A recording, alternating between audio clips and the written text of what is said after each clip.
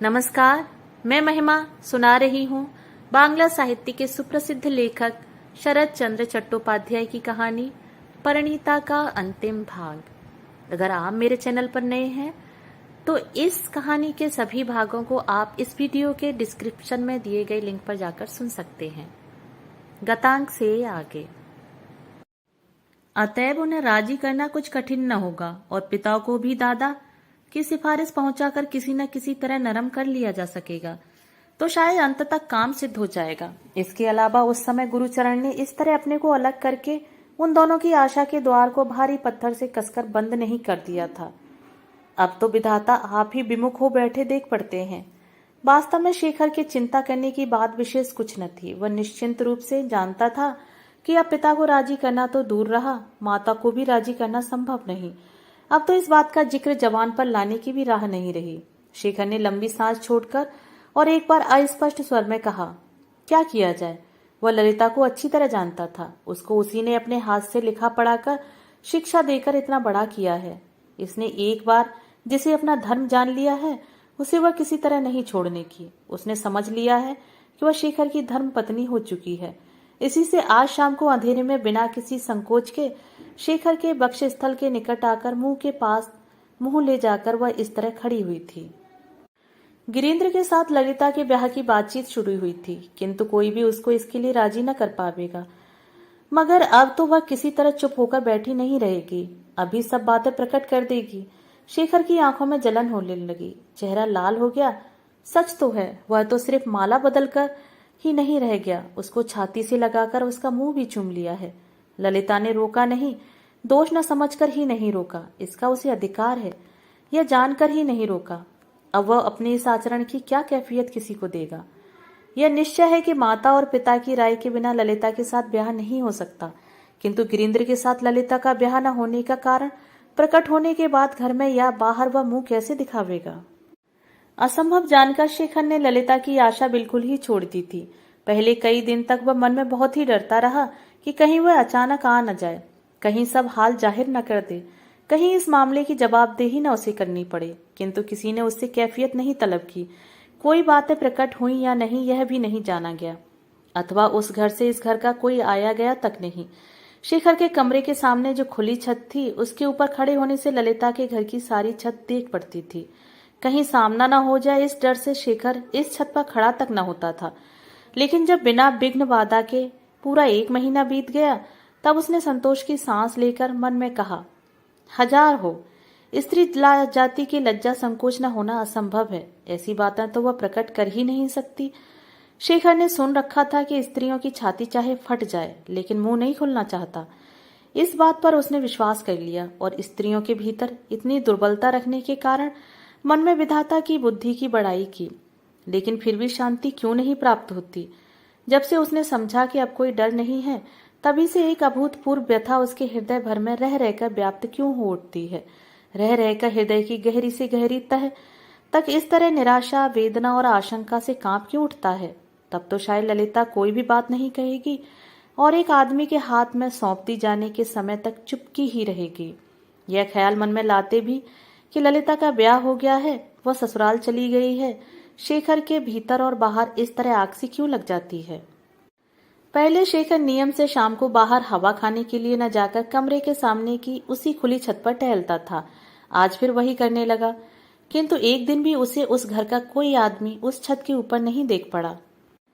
केवल एक दिन अन्ना काली किसी काम के लिए आई थी, किंतु ज्यों ही उसकी नजर शेखर पर पड़ी त्यों ही उसने आंखें नीची कर ली और शेखर के उसे पुकारने या ना पुकारने का निश्चय करने के पहले ही वहां से वह गायब हो गई।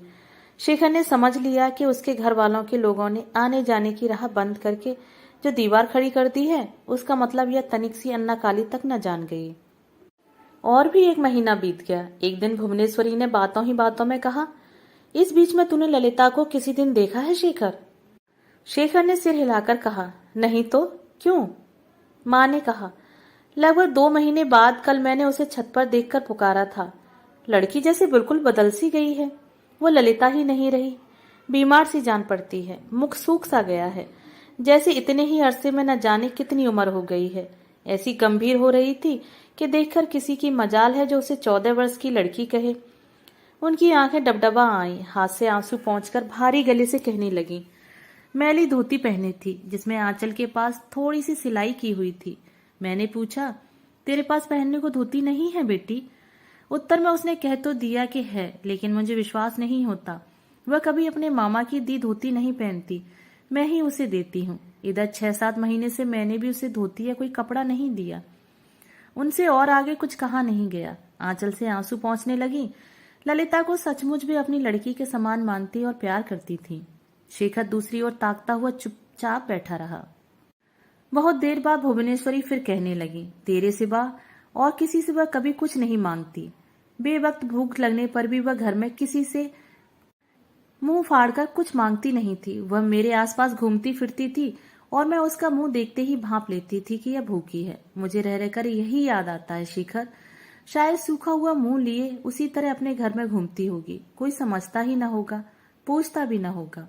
मुझे तो वह केवल मुंह से ही माँ नहीं कहती, हृदय से माँ मानकर उसी तरह श्रद्धा और भक्ति भी करती है। शेखर साहस करके माँ की ओर मुंह करके देख न सका। जिधर देख रहा था उधर ही देखकर बोला, अच्छा तो माँ उसे क्या क्या चाहिए, सो बुलाकर पूछकर देती क्यों नहीं?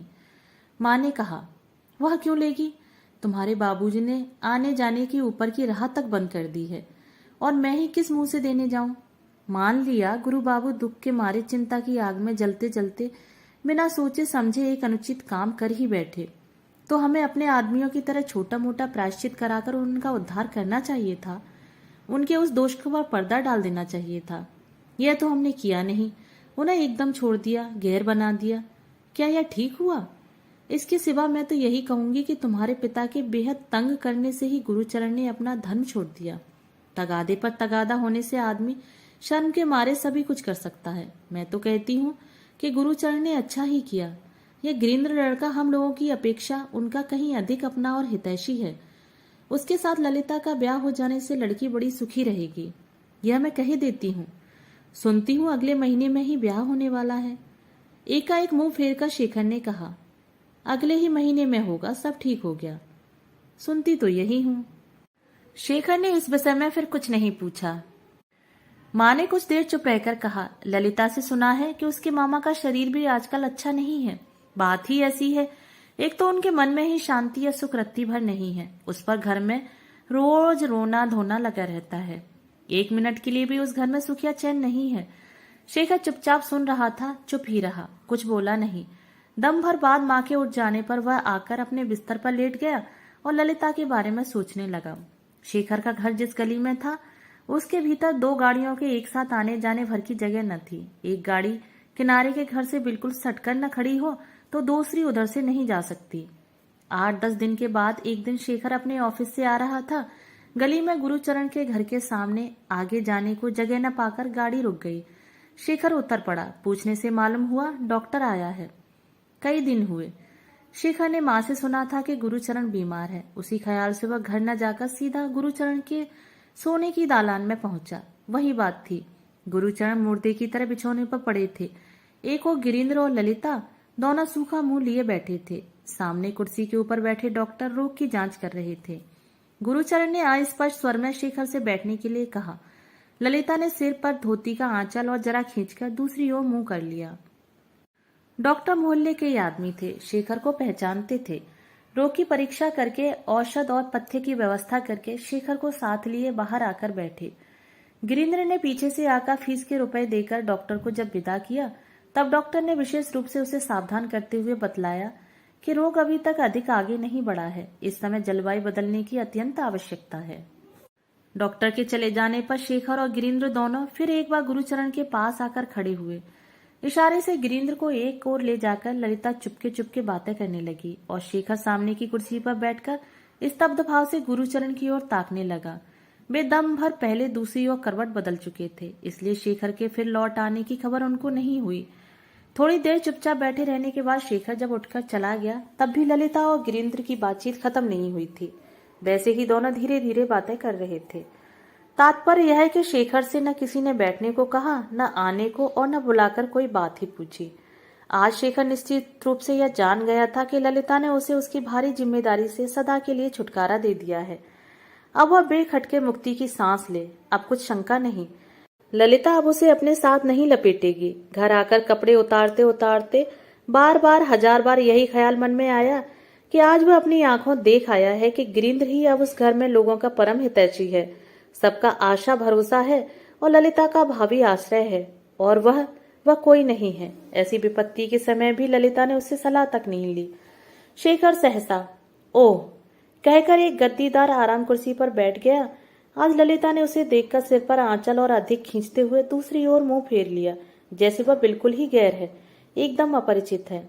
इतना ही नहीं, उसी की आंखों के सामने गिरिंद्र को अकेले कमरे में बुलाकर उसके साथ कितना घुल मिलकर सलाह करती रही। यह वही आदमी तो है जिसकी देखरेख में उस दिन उसने ललिता को थिएटर देखने जाने नहीं दिया था। फिर भी शेखर ने एक बार यह सोचने की चेष्टा की कि कदाचित अपने गुप्त संबंध की बात याद करके ही ललिता ने लज्जा के मारे ऐसा व्यवहार किया है, लेकिन वह सोचा यही कैसे संभव है।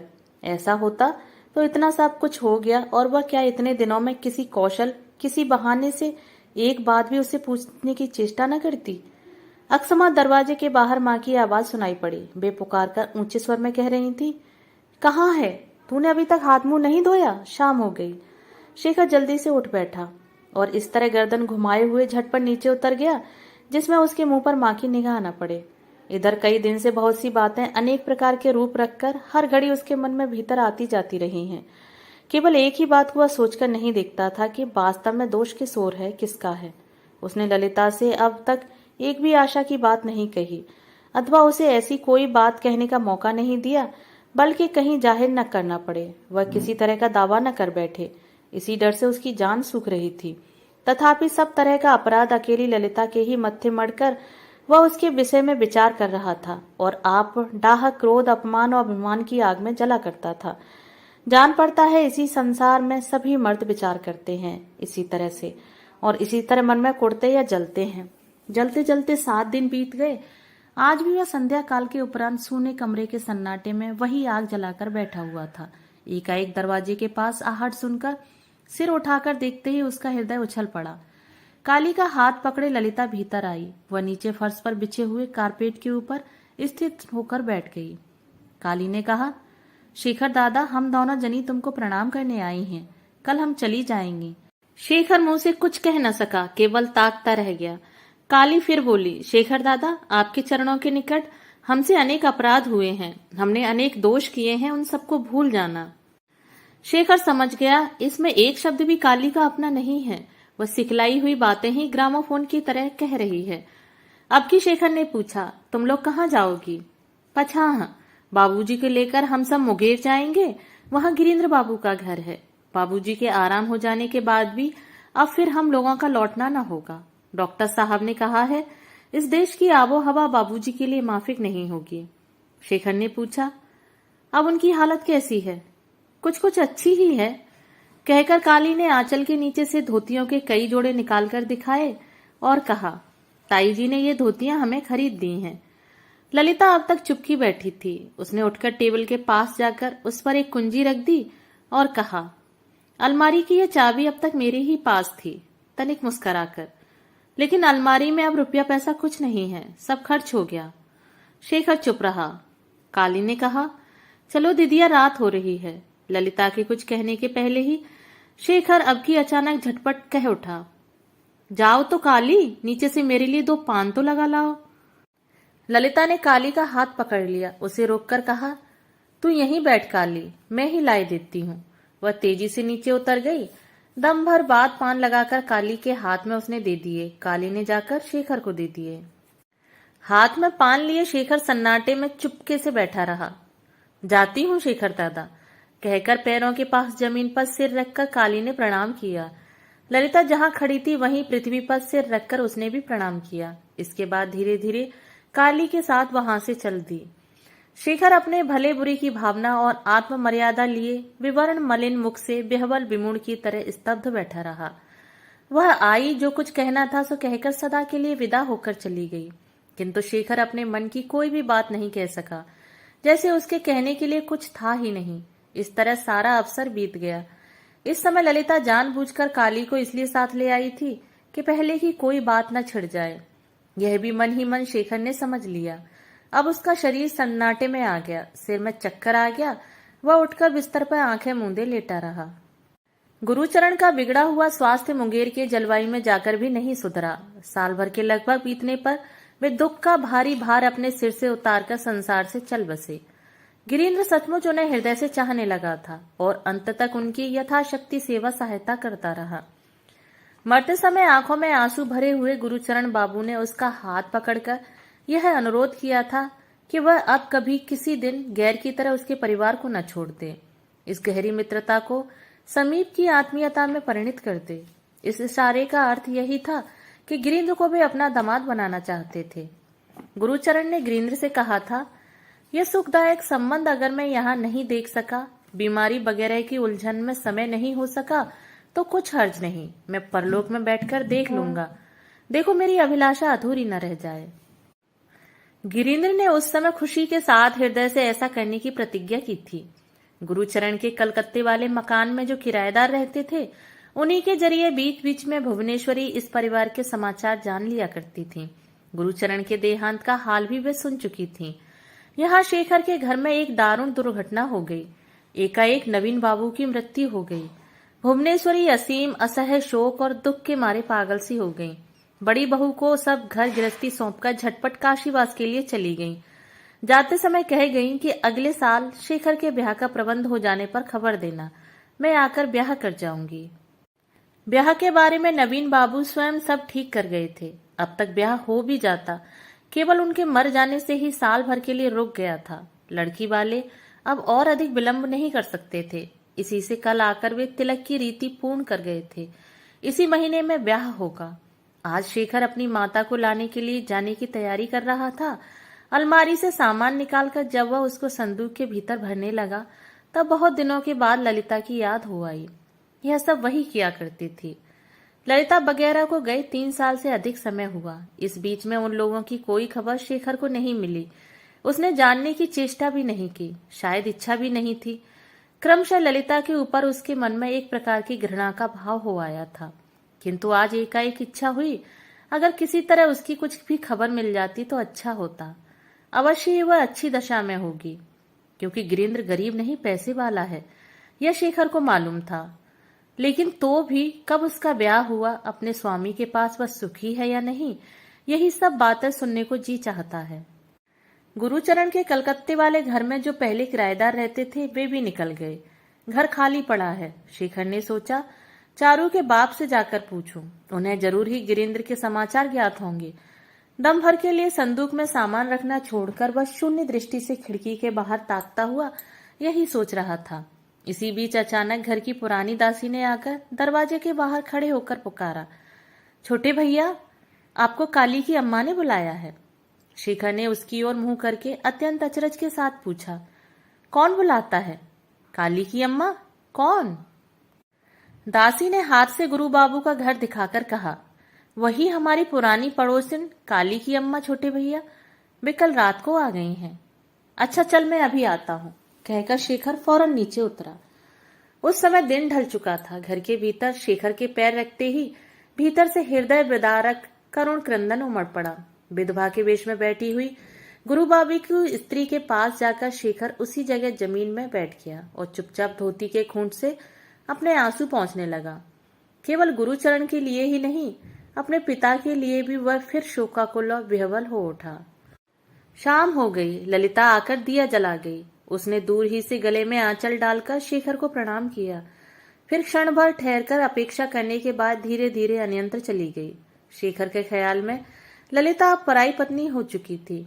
अतएव वह 17 साल की जवान पराई स्त्री की ओर न तो आंख उठाकर ही देख सका और न बुलाकर उससे बातचीत ही कर सका। मगर फिर भी कनखियों से उसने जितना देख पाया, उससे जान पड़ा कि ललिता जैसे अब और कुछ बड़ी हो गई है, साथ ही बहुत दुबली हो गई है। बहुत रोने धोने के बाद गुरु बाबू की विधवा ने जो कुछ कहा, उसका सारांश यही है कि वे इस घर को बेचकर मुंगेर में दामाद ही के पास रहना चाहती हैं। शेखर के बाप की बहुत दिनों से यह घर मोल लेने की इच्छा थी। अतएव इस समय अगर मुनासिब दाम में वे ही शेखर आदि मोल ले लें तो उन्हें भी यह संतोष होगा कि घर बिकने पर भी एक तरह से अपने ही आदमियों के अधिकार में रहा। उन्हें फिर घर के बिकने का कुछ भी क्लेश न होगा। और भी सुविधा यही रहेगा कि वे आइंदा कभी यदि इस देश में आएंगी तो 2-1 दिन के लिए अपने घर में ठहर सकेंगी। सब सुनकर शेखर ने वादा किया कि वह माँ से इस बारे में पूछेगा और अपनी शक्ति भर उनकी इच्छा की पूर्ति के लिए प्रयत्न करेगा। गुरु बाबू की स्त्री ने आंसू पोंछकर पूछा, दीदी क्या अब ना आएंगी शेखर? शेखर ने बतलाया कि आज ही रात को वह उन्हें लाने के लिए जाने वाला है।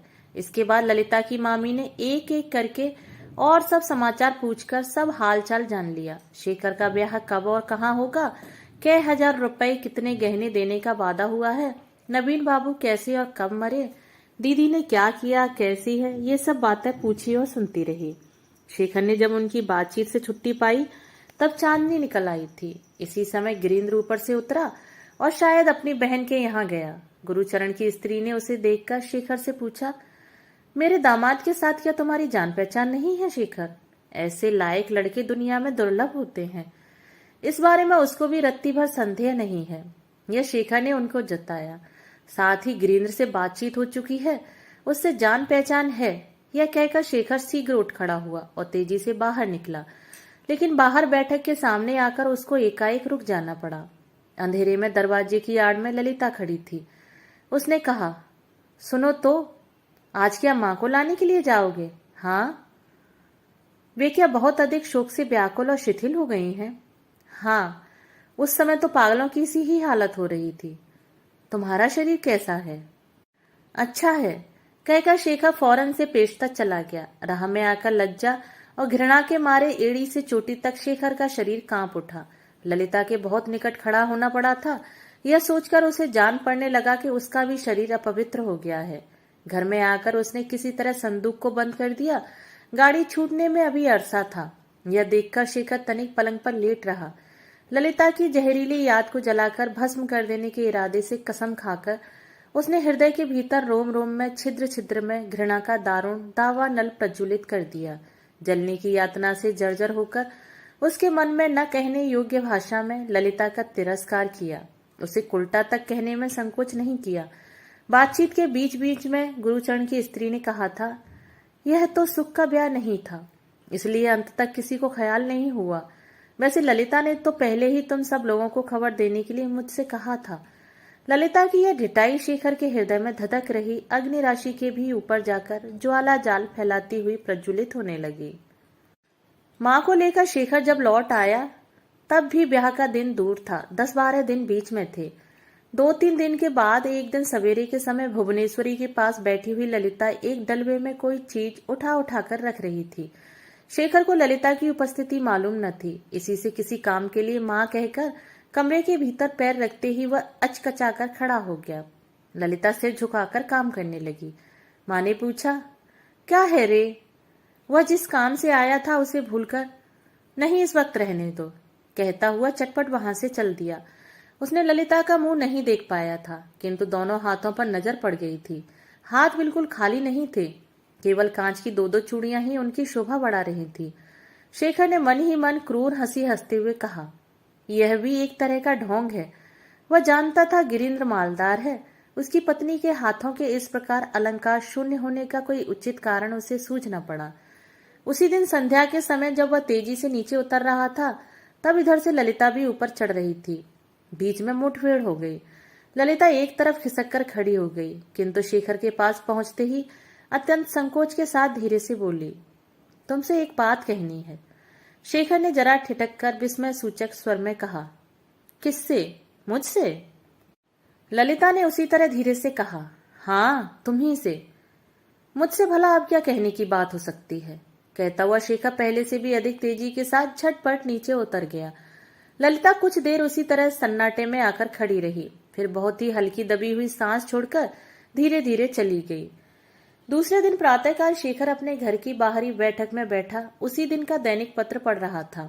इसी बीच में बेहद विस्मय के साथ आंखें उठाकर उसने देखा गिरीन्द्र उसके यहाँ आ रहा है। गिरीन्द्र ने नमस्कार करके एक कुर्सी खींचकर शेखर के पास ही बैठ गया। शेखर ने भी नमस्कार करके अखबार एक ओर रख दिया और प्रश्न करने का भाव मुख पर लाकर उसकी ओर देखा। दोनों में देखने भर का परिचय था। बातचीत करने का अवसर नहीं आया था और उसके लिए दोनों में से किसी ने आज तक इच्छा नहीं प्रकट की थी। गिरीन्द्र ने एकदम पहले ही काम की बात छेड़ दी। बोला, विशेष प्रयोजन से आज मैं आपको कष्ट देने आया हूँ। मेरी सास जी का इरादा तो कुछ और है, सो तो आप सुन ही चुके हैं। वे अपना मकान आप लोगों के हाथ बेच डालना चाहती हैं। आज मेरे द्वारा उन्होंने कहला भेजा है कि जल्दी ही जो कुछ हो इसका प्रबंध हो जाए तो वे इसी महीने मुंगेर को लौट जा सकेंगी।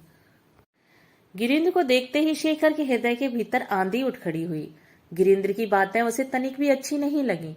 उसने अप्रसन्न मुख से कहा, यह तो ठीक है, लेकिन पिताजी की न रहने से मेरे बड़े भाई ही अब घर के मालिक हैं।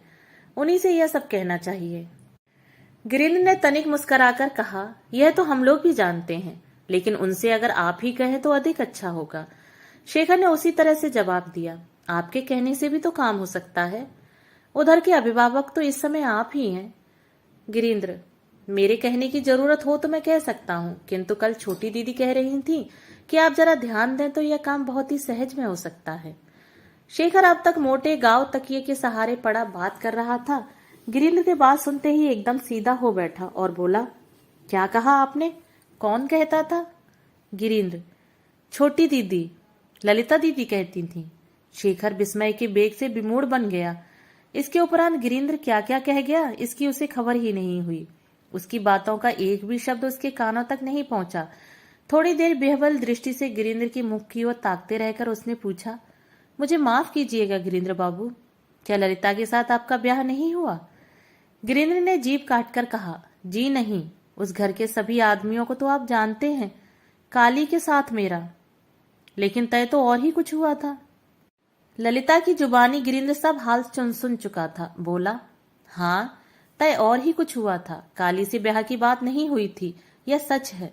गुरुचरण बाबू मरते समय मुझसे अनुरोध कर गए थे कि मैं और कहीं अपना ब्याह न करूं। मैंने भी वचन दे दिया था। उनकी मृत्यु के बाद ललिता दीदी ने मुझसे समझाकर कहा, अवश्य ही ये सब बातें और कोई नहीं जानता कि पहले ही उनका ब्याह हो गया है और उनके स्वामी जीवित हैं। इस बात पर शायद और कोई विश्वास न करता, लेकिन मैंने उनकी एक भी बात झूठ नहीं समझी, अविश्वास नहीं किया। इसके अलावा स्त्री का एक बार के सिवा दूसरा ब्याह नहीं हो सकता। शेखर की आंखों में पहले ही आंसू भरे हुए थे। इस समय वे आंखों के कोनों से ढुलक ढुलक कर गिरीन्द्र के आगे ही बरसने लगे, किंतु इधर का होश ही न था। उसको इसका ख्याल ही नहीं आया कि एक मर्द के आगे दूसरे मर्द की इस तरह की कमजोरी जाहिर होना बड़ी शर्म की बात है। गिरीन्द्र चुपचाप शेखर की ओर ताकने लगा। उसके मन में पहले ही से संदेह था। आज उसने निश्चित रूप से ललिता के स्वामी को पहचान लिया। शेखर ने आंसू पोंछकर भारी आवाज में कहा, लेकिन आप तो ललिता को चाहते हैं ना? गिरीन्द्र के चेहरे पर प्रच्छन्न वेदना की गहरी छाया पड़ी, मगर फौरन ही अपने को संभाल कर वह मुस्कुराने लगा। उसने पूर्वोक्त प्रश्न के उत्तर में धीरे धीरे कहा, आपके इस प्रश्न का उत्तर देना अनावश्यक है। इसके सिवा स्नेह या प्यार चाहे जितना हो, जानबूझकर कोई पराई ब्याहता स्त्री से ब्याह नहीं करता। अस्तु यह बात तो जाने दीजिए, मैं अपने बड़ों के बारे में इस तरह की बातचीत नहीं करना चाहता। एक बार और हंसकर गिरीन्द्र उठ खड़ा हुआ। अच्छा तो आज चलता हूँ, फिर मुलाकात होगी, कहकर नमस्कार करके वह चल दिया। शेखर शुरू से ही मन में गिरीन्द्र के ऊपर विद्वेष का भाव रखता आ रहा था और इस अवसर पर वह विद्वेष का भाव घोर घृणा के रूप में बदल गया था। किंतु आज उसके जाते ही शेखर ने उठकर जहां गिरीन्द्र बैठा था उस जगह बार बार सिर रखकर इस अपरिचित ब्रह्म समाजी युवक के उद्देश्य से प्रणाम किया। मनुष्य चुपचाप कितना बड़ा स्वार्थ त्याग कर सकता है, हंसते हंसते कैसी कठोर प्रतिज्ञा का पालन कर सकता है, यह आज पहले पहल उसने देखा। तीसरे पहर भुवनेश्वरी अपने कमरे में फर्श पर बैठी हुई ललिता की सहायता से नए कपड़ों को तह तहा कर उनको ढेर लगा रही थी। इसी समय शेखर वहां जाकर मां के बिस्तरे पर बैठ गया। आज वह ललिता को देखते ही जान लेकर वहां से भागा नहीं। मां ने उसकी ओर देखकर कहा, क्यों? शेखर कुछ उत्तर न देकर कपड़ों को तह कर रखा जाने देखने लगा। दम भर बाद उसने पूछा, यह क्या हो रहा है मां? मां ने कहा, नए कपड़े किसे किस हिसाब से दिए जाएंगे, कितने कपड़े चाहिए, यही अब हिसाब लगाकर देख रही हूं। जान पड़ता है अभी और कपड़े खरीदने होंगे। क्यों न बेटी? ललिता ने सिर हिलाकर अनुमोदन किया। शेखर ने हंसते हंसते कहा, और जो मैं ब्याह ही न करूं तो?